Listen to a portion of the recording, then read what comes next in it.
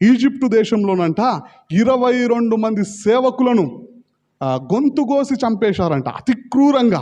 వారు చంపుతూ ఉన్నప్పుడు వీడియోను దగ్గరగా పెట్టి షూట్ చేశారంట. అందులో 22 మందిలో 2 అన్నదమ్ములు కూడా ఉన్నారంట.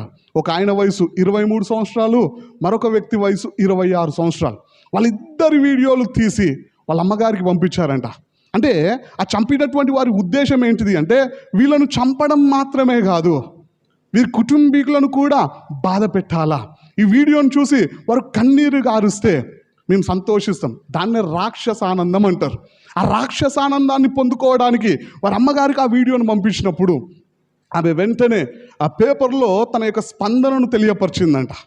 ఏమని తెలియపరిచిందంటే, దేవుడి నామానికి స్తోత్రం అని మొదలుపెట్టిందంట.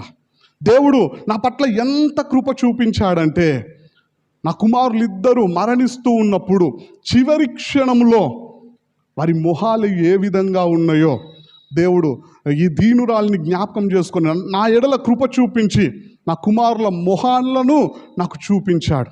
రెండోది, దేవుడి నామానికి స్తోత్రం, దేవుడు నా ఎడల ఎంత కృప చూపించాడంటే, నా కుమారులు మరణిస్తూ ఉన్నప్పుడు వారి మాట్లాడే మాటలు వినడానికి నా ఎడల కృప చూపించాడు.